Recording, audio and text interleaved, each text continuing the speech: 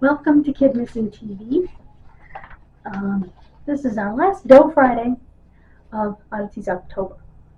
On October 10th, around 6:40 p.m., October 10th, 1973, Lebanon County, Pennsylvania, deputy game wardens, Lloyd Fultz and Richard Bucks were patrolling State Route 443 near Jonestown, Pennsylvania, when they began to smell something. And they thought it was a rotting deer carcass, which would mean it was poached, because hunting season doesn't start until November. So,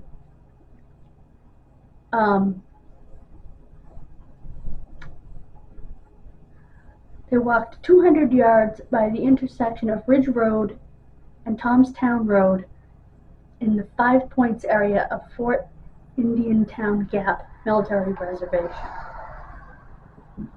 and came upon the nude body of a deceased female.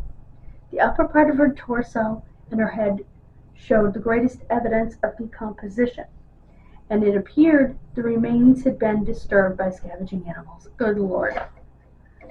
I can't even imagine. She had been covered in tree branches and brush, and a 48-inch by 32.5-inch piece of green plastic with a white seal which read National Sanitation Foundation Testing Laboratory 8505. It was later determined that that seal was bogus. Her autopsy found she died between 1 to 3 weeks prior. While her cause of death could not be determined, it was deemed suspicious and likely the result of a homicide. Ya think? She was under a piece of plastic and a bunch of brush. Yeah, I think it might have been homicide. Now, she had a heart attack and just, buried her own nude body. Yeah, okay.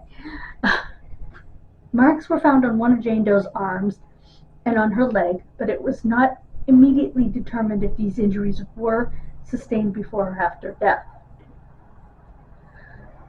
She was a white female, possibly of southeastern European descent. She is believed between the ages of 12 and 22, with recent estimates narrowing the range between 16 and 20. She stood between 5'5" and 5'8",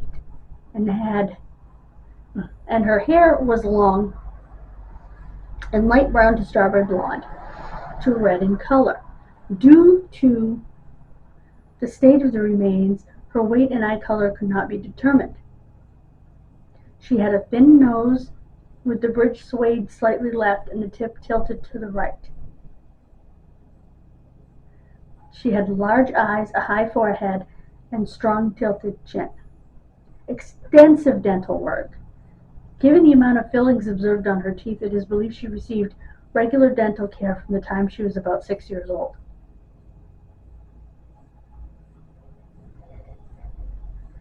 At the time of the discovery, it was theorized she may have been one of 4 girls who had been reported missing from Talbot Hall, a nearby group home. Those working in the case were able to locate all but one of the girls, Betsy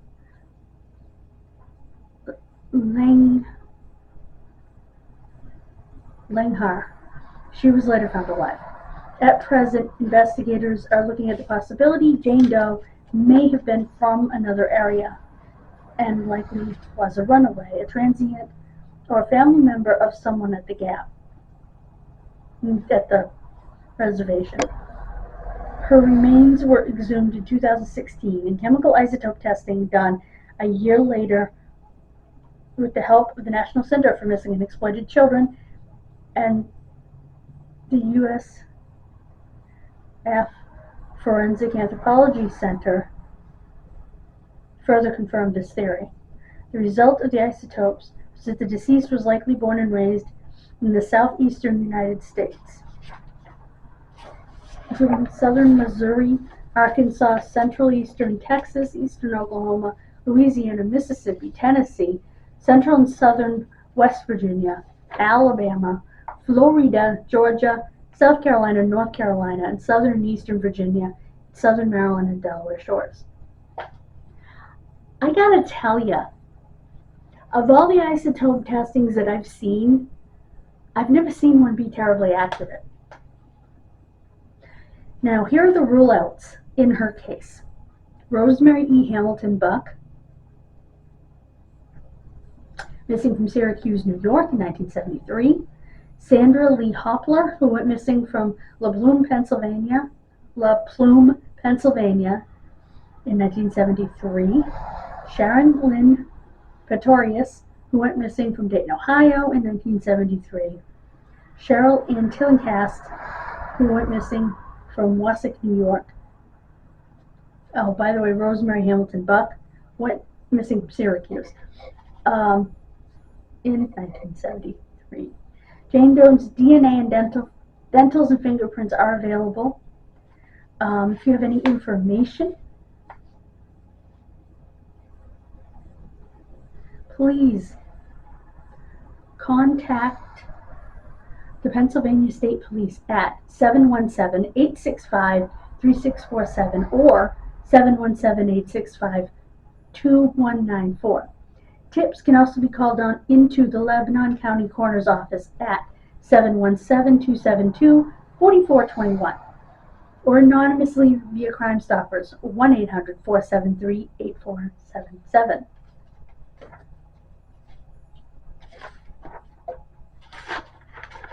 Again, I don't put a lot of stock in isotope testing. Thank you so much for joining me. God bless you. Have a wonderful rest of your day. Please check out my permalinks in the description, including my affiliate link with Temu. Thank you very much. God bless you. Have a wonderful rest of your day. Bye, guys. Mwah.